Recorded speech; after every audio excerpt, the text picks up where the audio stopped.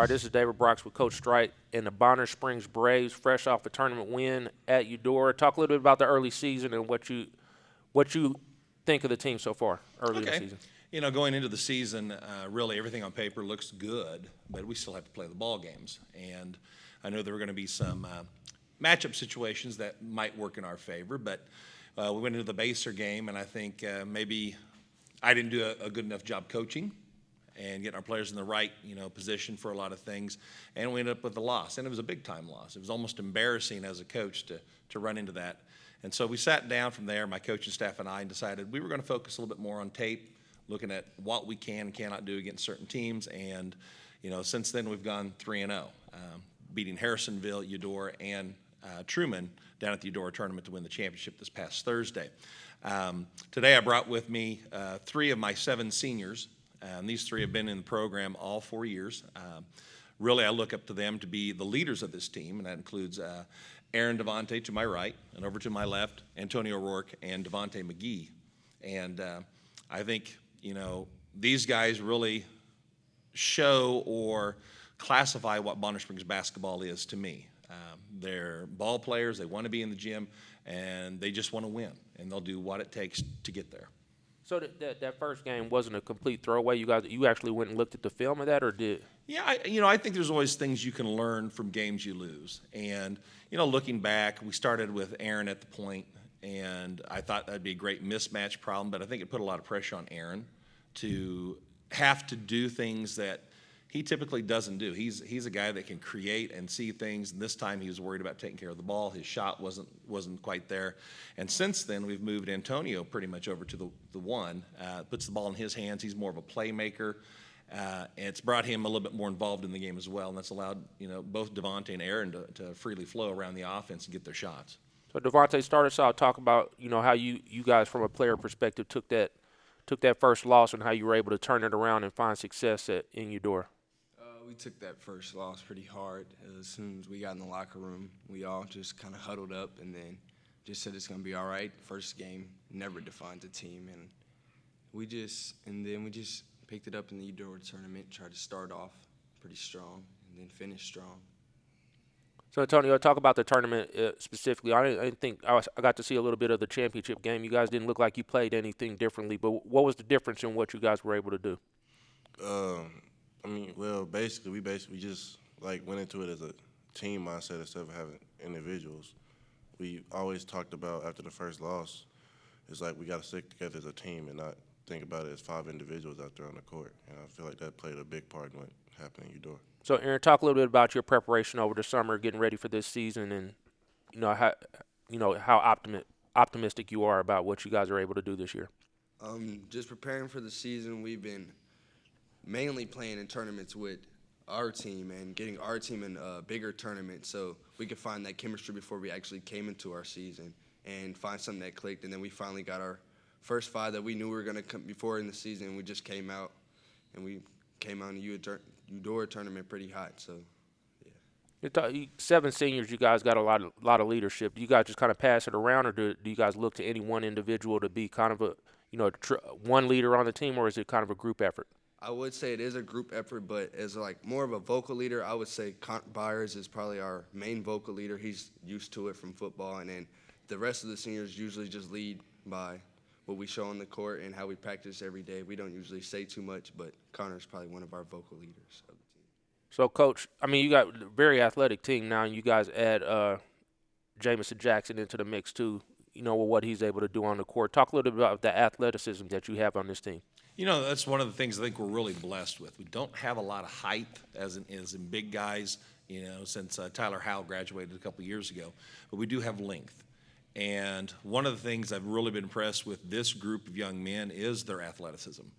We can get up and down the floor, and I think that's when we're at our best, is getting up and down the floor, causing turnovers, getting layups. You throw Jamison in, 6'4". I think his wingspan we measured was about 6'9".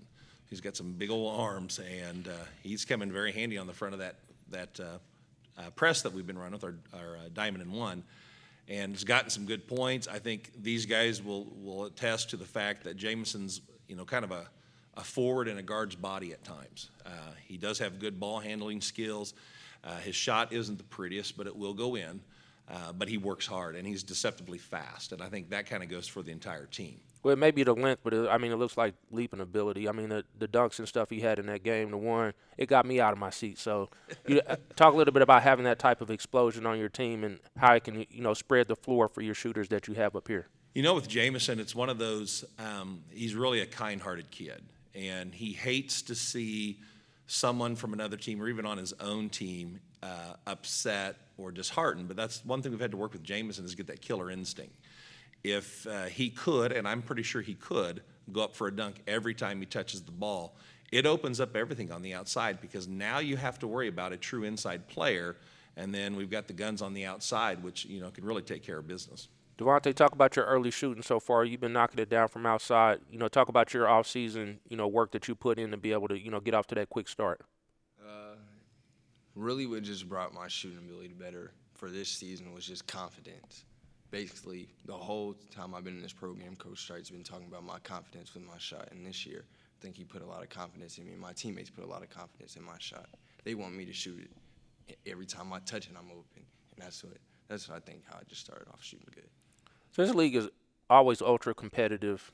What do you guys talk about goal-wise for what you want to be able to accomplish this year in league, or obviously you want to go to state? Everybody's going to say that, but how do you keep stay competitive within the league, and do you set goals that level to win league? When we've sat down and I told these guys these were my goals. First of all, I want to compete. I want to compete for a league championship. I also want to win the Eudora tournament. That's one off our list. Our next goal is to win that Baldwin Invitational. And I think we've got the ability, and really we're finding out some things about our bench too that has helped us get to where we're at. But I think we can take that Baldwin tournament. Then we've got the sub-state situation. And then if we can win sub-state, who knows? The sky's the limit. But just little goals on competing and getting better every day. I think that's kind of the key. Coming into the season, we knew what kind of player we had in Aaron. And I think we really knew what kind of player we had in Antonio. Devontae was kind of that hidden factor. We knew he could shoot. He plays great defense, does a good job, as an overall teammate, but just getting that confidence to shoot the ball. And I keep pressing to him, man's hands are down, you got to let it go. And he's gotten to where he feels comfortable shooting now. And too bad we didn't have it against Miege in sub-state last year. I think that could have made a difference in the overall game. But for the most part, we have little goals, and they have each, little goals of their own that they want to achieve. But those are kind of my stepping stones. And I think if we can achieve those, then I think sub-state, is really a viable situation. Yeah, especially after what happened to Miege early, I guess he kind of opened things up. So, Antonio, if nobody's seen Bonner Springs play, how would you describe the team and what they would expect to see if they come check you guys out? I mean, it'll be exciting. I feel like this year we're more of an up-and-down team, and we'll keep your eyes glued to the game because there's no telling what's going to happen throughout the game between what 7 seniors we have and the people that come off the bench to help us out too. Let me think of another one. So I was going to add to that, Dave. Oh, go ahead. That's the kind of team I really like, is a team that is under the radar.